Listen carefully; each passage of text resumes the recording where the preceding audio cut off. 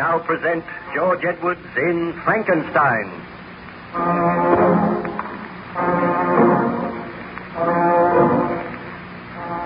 Baron Frankenstein had taken refuge on the ship Voyager, which was icebound somewhere near the North Pole. The Baron was weak and ill, and the captain and his officers did their best to restore him to health. Gradually, he told them his story, and he explained to the captain of the attempt he made to create a man.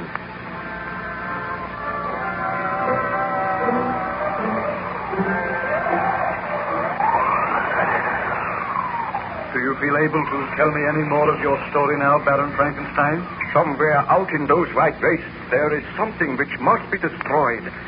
The thought of it is driving me mad. If only I could regain my strength. If only I could continue my quest. Please do not distress yourself. The surgeon tells me that you are making an excellent recovery. I want to hear about your great experiment. Well, I told you how my fiancée, Elizabeth, and my friend Ernst Claval and myself waited in the laboratory during the violent thunderstorm, while up above us, exposed to the full fury of the storm, lay the lifeless body which I had made. For a full hour, we watched, and everyone seemed to be agitated. My servant Julio crouched in a corner, and ever and anon cast fearful glances up above. At last the hour passed, and I motioned to Julio to move over towards the pulley. Ernst and Elizabeth followed me, and I said, "Come, Julio. The body has been there for a full hour now. It is time to lower it." My hands are trembling with excitement, for soon I shall know whether I have created a man. Stop! I make one more appeal to you, Victor. Do not proceed with that experiment. When you bring that body down, I beg you to destroy it. After experimenting on it for months and months? Oh, what you ask is too much. I also add my pleas to those of Elizabeth. Well, I must turn a deaf ear to your pleas. Help me with this pulley, Julio. I will, my master, but I am afraid the devil stalks abroad tonight. Ah, that is nonsense. I am a scientist. I am conducting an experiment. Now lower it gently. The storm seems to have abated a little. I seldom remember a worse storm. The thunder is still pealing. It is a fitting night for devil's work. This is not devil's work, Ernst. It is an achievement in the field of science. Now, roll the body off the lift. Come on. Gently, Julio.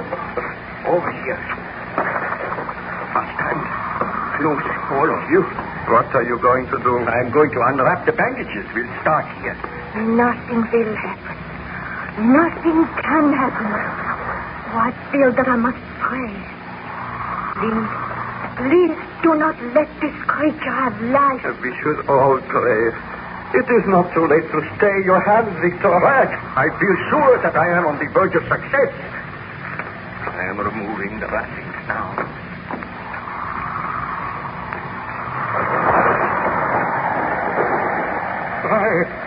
Look! The storm is increasing again. It sounds almost as if the voice of the heavens is protesting. Look at the face. It is horrible. I did not mean the face to be like that. I thought it would be beautiful. The skin is all drawn tight. It is awful. Oh. This is ghastly. There is no sign of life. Wait. I will remove the other bandages. I have never seen such a hideous, bestial face.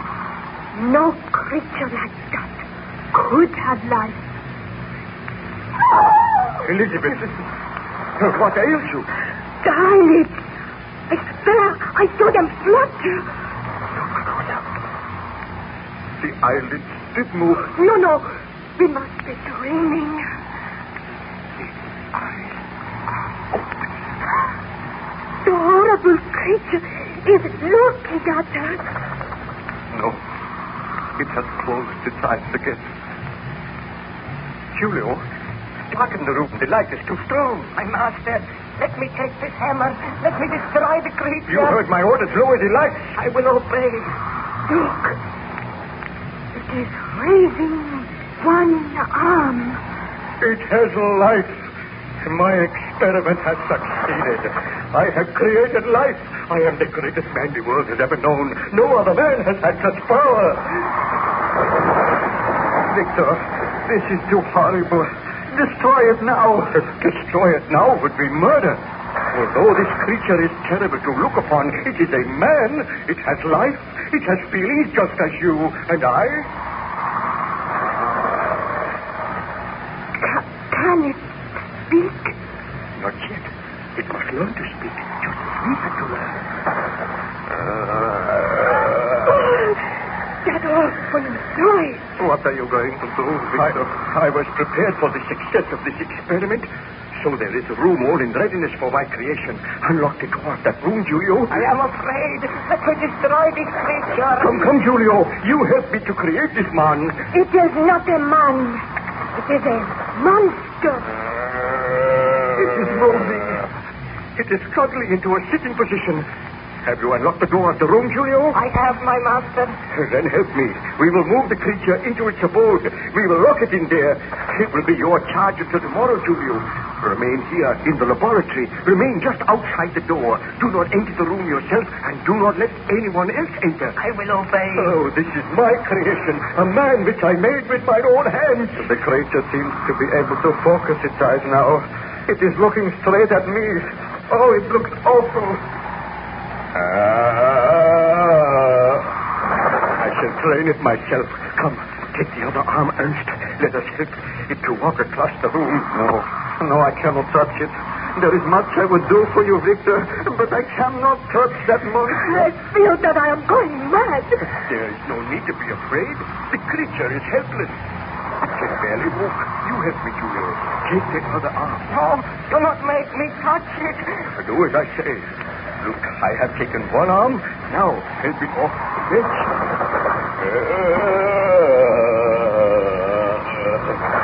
Take it across the room. Carefully. It can barely drag one leg after the other. I have never seen anything so horrible. I admit I am disappointed in the appearance of my creation. It seems that in gaining life, the skin has become stretched tight, and the features have coarsened. Still, the creature has life, and that is the main thing. Now we will place it in this room. Careful, Julio. Now, help me. Help me. Get it on the bed. The bed is not big enough. The creature seems to have become taller and bigger. That is the extraordinary thing. Probably caused by the electricity. Leave it on the bed. Now come outside. I will lock the door. You take the key and keep it, Julio. I am glad the door is locked. I feel safer now. I feel a strange and almost overpowering sense of triumph.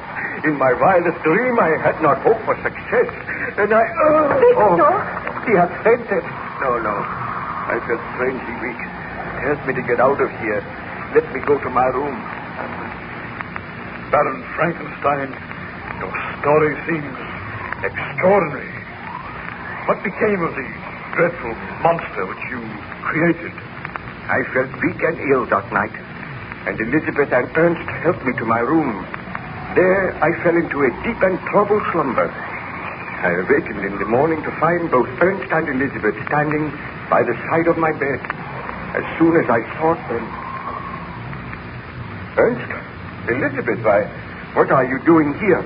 We were worried about you. Oh, I remember now. My great experiment was a success. I must go to the laboratory at once. Victor, I beg you to destroy that creature. Just as you gave it life, so you can take that life away. I know that you will never be happy while the creature lives, and I know that I can never be happy. For the sake of the love you bear me, for the sake of the happiness which we desire, I beg you to destroy the creature. Elizabeth is right, Victor. Your experiment was not altogether a success. You hoped to make something beautiful, and the result has been a hideous monster, a monster which you cannot unleash upon the world, or it will be forever upon your conscience. Perhaps you are right. I know we are right. Please, Victor, if you love me, you will do what I ask.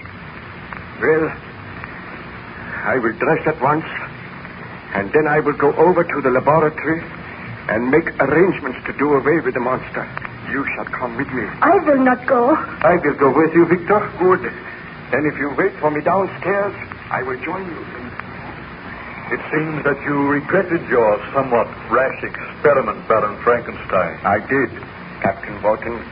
And I feel happier when I had made up my mind to destroy my creation. I dressed hastily and went downstairs, where I found Ernst waiting for me.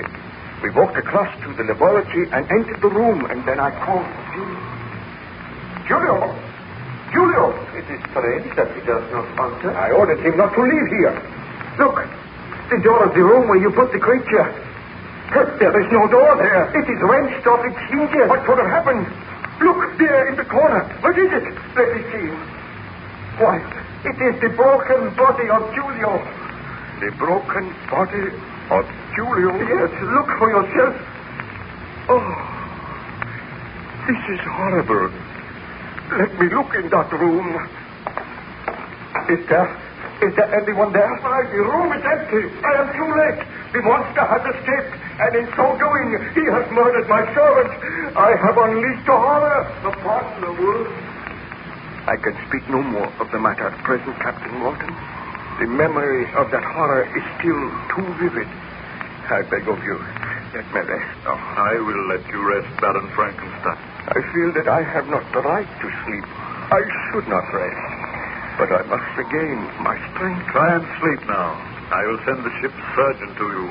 And tomorrow I will come and speak with you again.